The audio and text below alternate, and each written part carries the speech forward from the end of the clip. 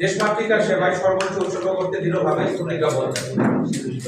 আপনারা অবগত রয়েছেন যে শরীয়তপুর জেলার জাজিরা থানাধীন বিলাসপুর ইউনিয়নে গত 5 এপ্রিল 2025 তারিখে সংঘটিত একটি ঘটনা, যেখানে একটি ভিডিও পর্যালোচনায় আমরা দেখতে পাই একটি মাঠ সদৃশ স্থানে বিপরীত পক্ষ মুখোমুখি অবস্থান নিয়েছে এবং তারা বাতিতে করে সেই স্থানে হাত বোমা বা ককটেল সদৃশ বস্তু তারা সেখানে নিয়ে গিয়েছে এবং তারা আক্রোশের বশবর্তী হয়ে এই হাত বোমাগুলো তারা প্রতিপক্ষের উপরে নিক্ষেপ করছে। এরকম একটি ভিডিও চিত্র মুহূর্তে মিডিয়া অঙ্গনে ব্যাপকভাবে আলোড়ন সৃষ্টি করে এবং বিভিন্ন অনলাইন এবং প্রিন্ট মিডিয়া ঘটনাটি ব্যাপকভাবে প্রচারিত হয়। নিন্দাজনক এই ঘটনাটি সংশ্লিষ্ট এলাকা এবং দেশবাসীর মনে উৎকণ্ঠা এবং শঙ্কার ছায়া দেয়।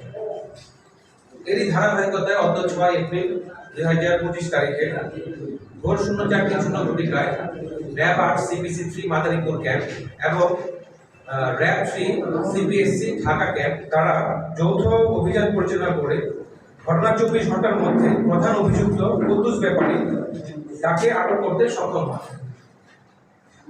ঘটনার বিবরণ এবং এজাহার বর্ণনায় জানা যায়, বিগত ইউনিয়ন পরিষদ নির্বাচনে শরীয়তপুর জেলা জাজিরা থানাধীন বিলাসপুর ইউনিয়নের চেয়ারম্যান পদে কুদ্দুস ব্যাপারী এবং জলিল মাতব্বর উভয়ই প্রতিদ্বন্দ্বিতা করেছিল।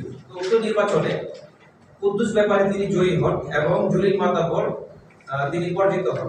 তো এই নির্বাচন পরবর্তী সময় হতে উভয় দলের মধ্যে চরম বিরোধ চলমান ছিল। এই উভয় পক্ষ ইতিপূর্বেও তারা এক দল আরেক দলের সাথে একাধিকবার সংঘর্ষে লিপ্ত হয় এবং এইসব সংঘর্ষে উল্লেখযোগ্য সংখ্যক ব্যক্তি আহত এবং নিহত হওয়ার ঘটনা রয়েছে।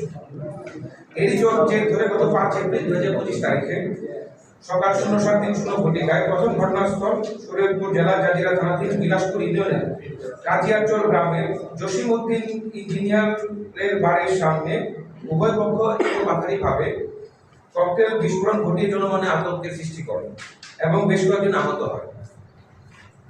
এরপর এজাহারে বর্ণিত অভিযুক্তরা একই দিনে সকাল আনুমানিক 08:30 ঘটিকায় দ্বিতীয় আরেকটি ঘটনাস্থল শরীয়তপুর জেলার জাজিরা থানাধীন বিলাসপুর ইউনিয়নের মুলাই ব্যাপারী কান্তি গ্রামের ফয়জুল সর্দারের বাড়ির সামনে ফসলের মাঠে পুনরায় একত্রিত হয় এবং এলোপাথারিভাবে ককটেল বিস্ফোরণ ঘটিয়ে জনমনে আতঙ্কের সৃষ্টি করে।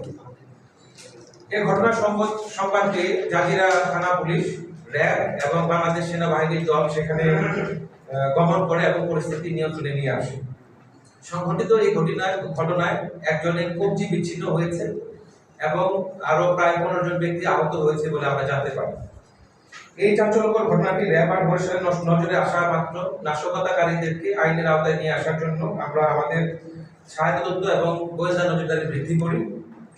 পরবর্তীতে আধুনিক তথ্য প্রযুক্তির সহায়তায় আমাদের র্যাব 8 CPC 3 মাদারীপুর ক্যাম্প এবং র্যাব 3 CPSC ঢাকা ক্যাম্প তাদের উভয়ের যৌথ অভিযানে আমরা ঢাকা মহানগরীর শাহজাহানপুর এলাকা থেকে এই অভিযুক্ত কুদ্দুস ব্যাপারীকে আটক করতে সক্ষম হই।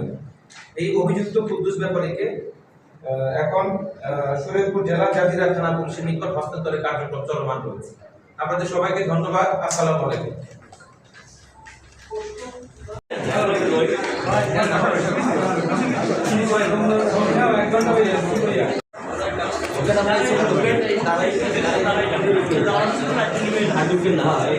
কুদ্দুস ব্যাপারীর বিষয়ে আমরা যেটা জানতে পেরেছি যে উনি সাম্প্রতিক সময়ে উনি জেল থেকে বের হয়ে আসতেন। ওনার নামে একাধিক মামলা রয়েছে, যতটুকু জানতে পেরেছি 20টিরও অধিক মামলা রয়েছে এবং তার প্রতিপক্ষ যিনি জলিল মাতব্বর তিনিও বর্তমানে জেল হাজতে আছেন।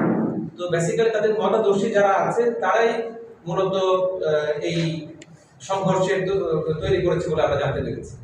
আমরা যে ভিডিওটি